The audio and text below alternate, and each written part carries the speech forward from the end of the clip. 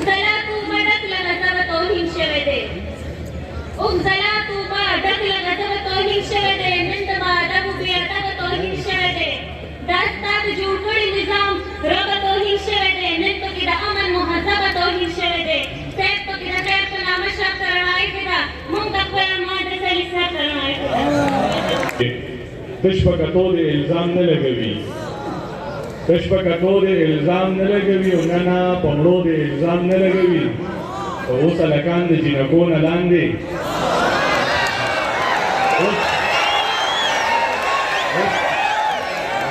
اوس هلکان دغه شان لري ژوندي د ظالم امر مې پمړې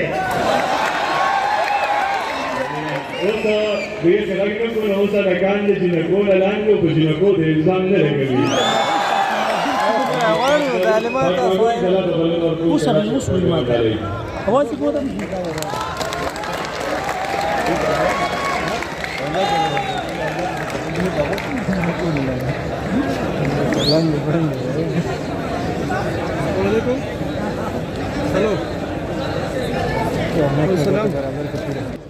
ټول نړۍ ته دا پیغام ورکوي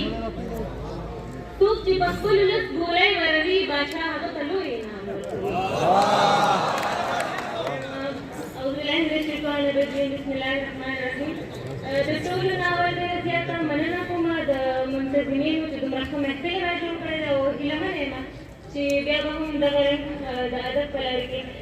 د ادب د پرمختګ دپاره ښه محفلونه را جوړوي د ډاکټر سبحان صاحب پروفیسر بختیار صاحب د ټولو ډېره زیاته مننه کوم نظم درته شریکوم خپل چې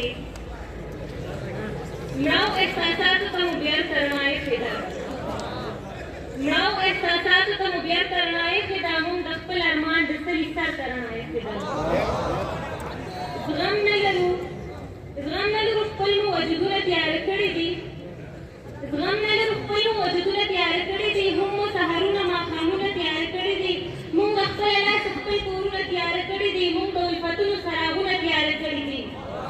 موږ خپله ورکه د بل در ته رڼا ایښې ده موږ د خپل ارمان د سلي سر ته رڼا ایښې ده مننه زړه ورانه وباسو خدای ګوره زړور خلک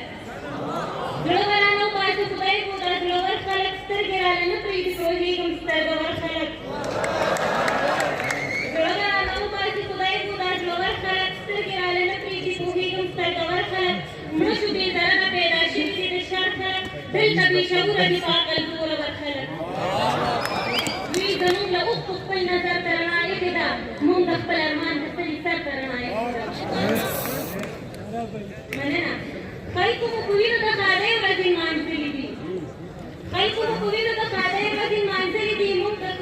د خپل ځان د بربادۍ ورځې نمانځلې دي خلکو مو په مرګ د ابادۍ ورځې نمانځلې دي موږ هسې ابد د ازادۍ ورځې نمانځلې دي